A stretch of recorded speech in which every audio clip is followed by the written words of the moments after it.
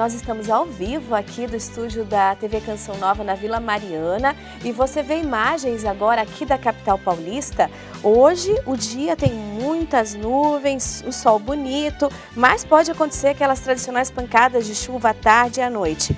A máxima hoje chega aos 29 graus. Daqui a pouco vamos mostrar a grande movimentação lá em Brasília, por conta da decisão do ministro Edson Fachin de anular as condenações do ex-presidente Lula. O Papa Francisco anuncia que vai à Hungria para participar do Congresso Eucarístico. Portugal estuda terminar com o lockdown. Na China, o governo começa as reuniões da Assembleia Popular Nacional. Lá em Brasília, o dia começa com o sol entre nuvens, mas pode ter chuva rápida entre a tarde e a noite. Os termômetros ficam entre os 18 e 28 graus. Aqui você fica sabendo também a previsão do tempo para todo o país. O CN Notícias volta daqui 2 minutos.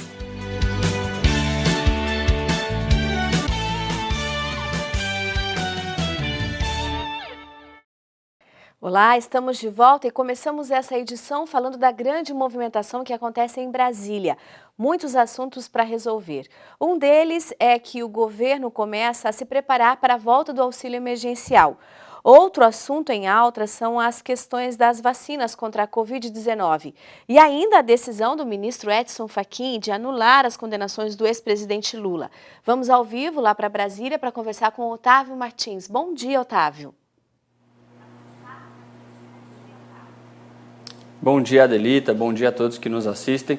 Exatamente isso. Então, em uma decisão monocrática, o ministro Luiz Edson Fachin anulou todas as decisões, todas as condenações, na verdade, tomadas por Curitiba em relação ao ex-presidente Lula. São aí casos famosos como, por exemplo, o do triplex do Guarujá e do sítio de Atibaia e também do Instituto Lula. O ministro anulou todas essas condenações e remeteu os casos aí à Justiça Federal do Distrito Federal, aqui de Brasília. Então, a Justiça Federal aguarda que esses processos cheguem aqui para que, muito provavelmente, se iniciem do zero, né? O processo deve começar do zero, esses julgamentos devem ser feitos todos de novo. Então, essa decisão foi monocrática. A PGR já disse que pretende recorrer da decisão e, então, assim, esse recurso deverá ser julgado pelo plenário do Supremo Tribunal Federal. Então, os 11 ministros deverão decidir sobre o recurso da PGR, que vai pedir aí, né, a revogação da decisão do ministro Luiz Edson Fachin. Então, uma decisão que trouxe aí muito barulho para Brasília. Agora, falando sobre o auxílio emergencial, o governo já começa a se preparar para o pagamento das parcelas que ficaram decididas aí, né, na PEC emergencial. Serão provavelmente 4 parcelas. O ministro da Economia, Paulo Guedes, já disse que o valor deve ficar entre R$ 175 e R$ 375, dependendo aí de cada situação. Por exemplo, quem deve receber R$ 375, o teto desse novo auxílio emergencial, devem ser as mães solteiras, como, por exemplo, na primeira rodada do auxílio emergencial, elas receberam um teto que foi aí R$ 600 vezes 2, né? Então, R$ 1.200. O governo já começa a se preparar e a Câmara dos Deputados também começa a se preparar para votar o texto. Essa votação deve acontecer amanhã em 2 turnos e a expectativa é que o texto não seja alterado para que ele não tenha que voltar para o Senado. Agora, falando sobre vacinas, mais uma vez o Ministério da Saúde mudou o cronograma de recebimento de doses para o Brasil no mês de março. A primeira previsão era que a gente recebesse 46 milhões de doses, mas com atrasos de laboratórios e também da chegada do IFA, por exemplo, ao Brasil, o Ministério da Saúde revisou essa meta e disse que receberíamos 38 milhões de doses. Mas ontem o ministro da Saúde, em evento ali na Fiocruz, revisou novamente e devemos receber entre 25 e 27 milhões de doses de vacinas. E um reforço importante para essa vacinação deve ser a Covaxin, a indiana Covaxin, o laboratório responsável pela produção da vacina. E a Anvisa terão uma reunião hoje e nessa reunião deve ser selado aí o pedido de uso emergencial da vacina indiana. Mais um reforço para o nosso Programa Nacional de Imunização para poder aí chegar ao tão esperado 70% da população vacinada, né, que é a meta inicial do governo. Voltamos com vocês. Muito obrigada, Otávio. E essa decisão do ministro do Supremo, Edson Fachin, também ficou manchete do noticiário internacional. Entre os destaques do italiano Avvenire está a política brasileira, que afirma: Lula poderá voltar aos trilhos. O juiz do Supremo Tribunal Federal, Edson Fachin, derrubou todas as condenações criminais do ex-presidente Lula da Silva, restaurando seus direitos políticos e tornando-o apto novamente para concorrer com Jair Bolsonaro em 2022. O jornal alemão Deutsche Welle estampa a decisão de Fachin e afirma: a anulação das condenações do ex-presidente Lula nos processos da Lava Jato causou agitação no cenário político brasileiro. Lula recobrou seus direitos políticos e está elegível para o pleito de 2022. O movimento que colocou o petista de volta no páreo também abriu caminho para que novos processos contra ele tramitem com rapidez. O The New York Times dá destaque aos novos desafios de Biden sobre migrantes na fronteira. A promessa de uma política mais humana de Joe Biden está sendo testada à medida que mais crianças desacompanhadas procuram entrar nos Estados Unidos, vindas do México. O problema crescente pode se tornar uma arma para os republicanos, adversários do presidente, e prejudicar seus esforços para legalizar milhões de imigrantes no país. E a seguir, uma especialista tira as dúvidas sobre a vacina contra a Covid-19. E vamos para o intervalo com imagens de Aracaju. Por lá, a máxima é de 33 graus. Hoje tem sol com algumas nuvens e não chove na capital sergipana.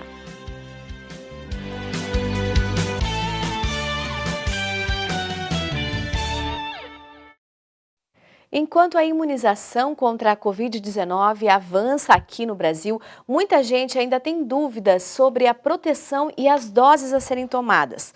Nós conversamos com uma especialista em imunologia que explica essa questão para a gente.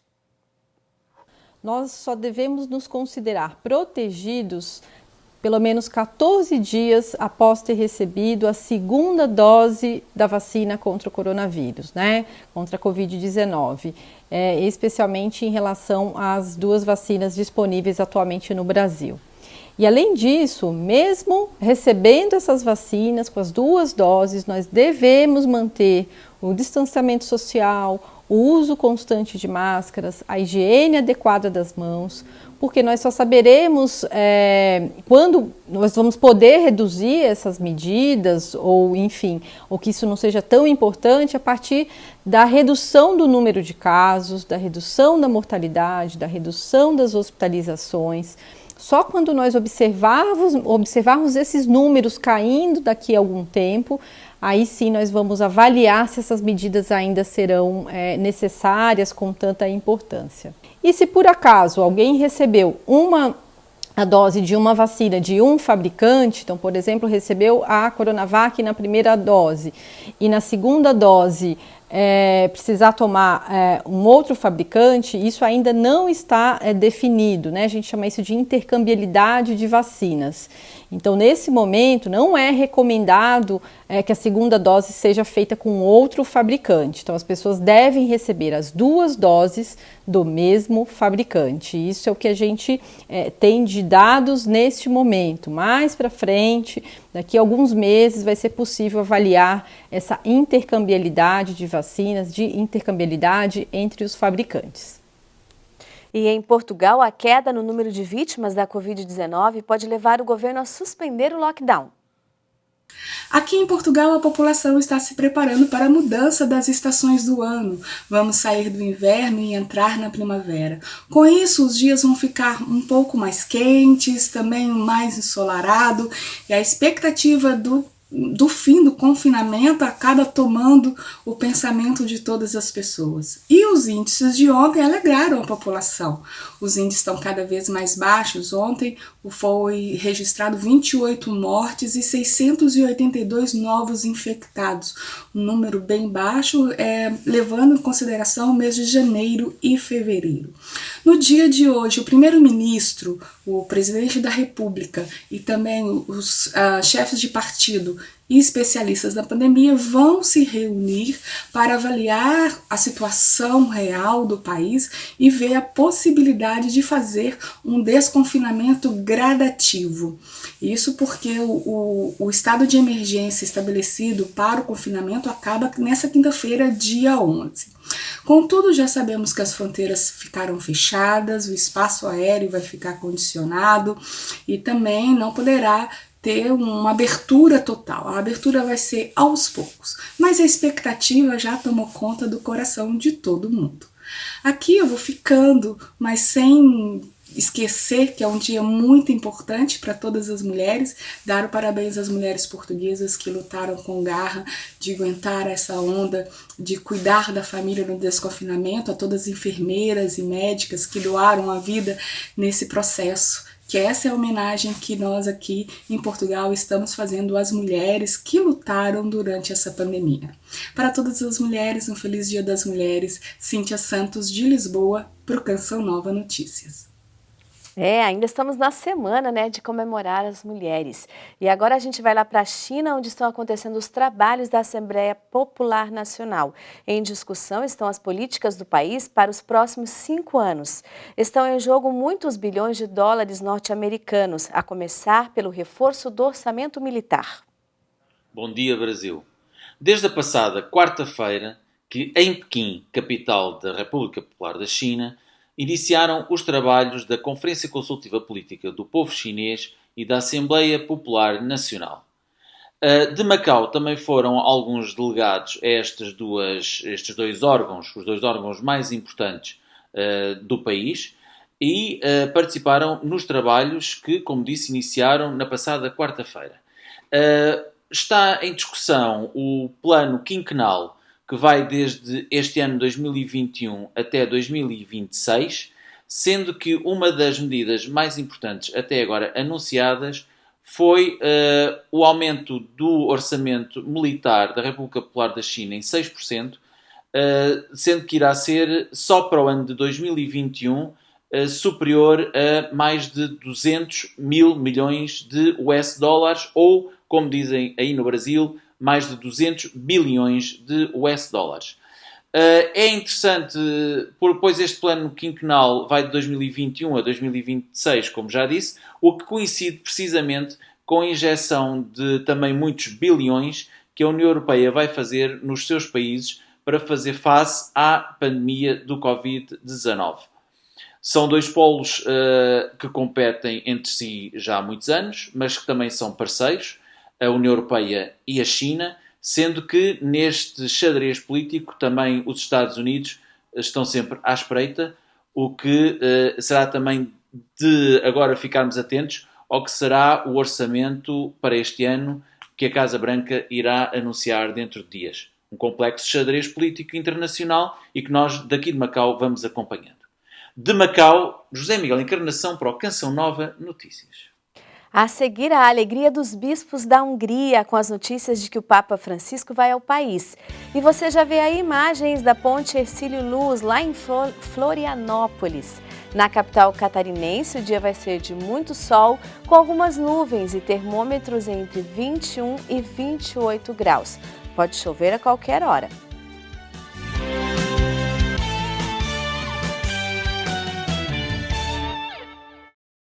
Nesse período em que estamos vivendo, trabalhar em casa se tornou uma ferramenta para aumentar o isolamento social e assim reduzir a contaminação pelo novo coronavírus. Mas nem sempre o home office é sinal de economia.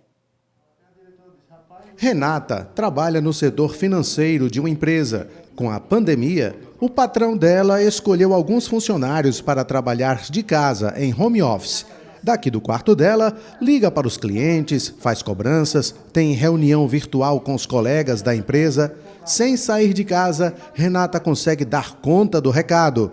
Mas mesmo não gastando dinheiro com transporte, passar mais tempo em casa está pesando no orçamento doméstico. Os gastos eles aumentaram aqui em casa, né? A energia aumentou bastante porque é computador ligado o tempo todo na tomada, é ventilador por causa do calor. E também questão de água, é banho o tempo todo, e também Wi-Fi. O Wi-Fi tive que aumentar a velocidade porque muita gente em casa não estava dando conta. E também tem a questão da alimentação, porque no trabalho eram 2 refeições, né, basicamente, mas em casa é o tempo todo, indo na geladeira, comendo alguma coisa, em 2 horas a gente está sempre comendo. Então, a questão da alimentação aumentou bastante também. De acordo com um estudo da Fundação Instituto de Administração, o trabalho em casa já é uma estratégia adotada por 46% das empresas brasileiras. Das 139 empresas pesquisadas, 41% dos funcionários foram colocados em home office. No setor de comércio, esse percentual foi maior. 57,5% dos empregados estão no teletrabalho. Outro dado que chamou a atenção: só 9% das 139 empresas pesquisadas ajudaram nos custos com energia elétrica e internet banda larga. Segundo o economista, o modelo home office pode sim representar mais gastos para o trabalhador. Gastar mais em casa vai depender muito do controle. Se você ficou dentro de casa, você passou a ter outros gastos. Passou a gastar mais energia, passou também a ter que fazer comida dentro de casa que não fazia. Agora, se souber controlar, o que eu escuto é que geralmente compensa. Agora vai depender realmente desse controle. Enquanto as chuvas se espalham em boa parte do país, uma massa de ar seco predomina em algumas áreas do Nordeste. Confira agora a previsão do tempo para hoje. No sul, tem pancadas de chuva isoladas principalmente entre a tarde e a noite. Na faixa litorânea, pode chover forte a qualquer hora. No oeste da região, o tempo segue firme. No sudeste, chove em vários momentos no litoral do Rio de Janeiro e do Espírito Santo. Nas demais áreas, o sol aparece, mas ocorrem pancadas de chuva de moderada a forte intensidade. Tempo firme no sul e oeste do Mato Grosso do Sul e chuva frequente no norte do Mato Grosso. Nas outras áreas, o sol predomina, com possibilidades de pancadas isoladas. No norte, sol e chuvas isoladas no Tocantins, Roraima, centro-sul de Rondônia, oeste do Amapá, extremo norte do Amazonas e noroeste do Pará. Chove a qualquer hora no restante da região, com risco de temporais. O sol predomina hoje do leste da Bahia a Pernambuco. Pode chover de forma isolada e rápida na Paraíba, no Rio Grande do Norte e no Ceará. Nas demais áreas, chuva de moderada a forte. O Vatican News destacou hoje a alegria dos bispos da Hungria pelo anúncio da visita do Papa ao país. Na coletiva durante o voo de retorno a Roma, após a visita ao Iraque, o Papa Francisco disse que vai participar da missa final do Congresso Eucarístico Internacional. Francisco afirmou que vai à Hungria, não para uma visita ao país, mas somente para a missa de encerramento do Congresso. No comunicado assinado pelo primaz da Hungria, cardeal Péter Erdő, os bispos consideraram que a presença do Santo Padre será um grande encorajamento e reforço espiritual. O Congresso Eucarístico Internacional deve acontecer entre 5 e 12 de setembro. O CN Notícias está terminando, você fica agora com o Cantinho da Criança. Uma ótima terça-feira para você, fique com Deus!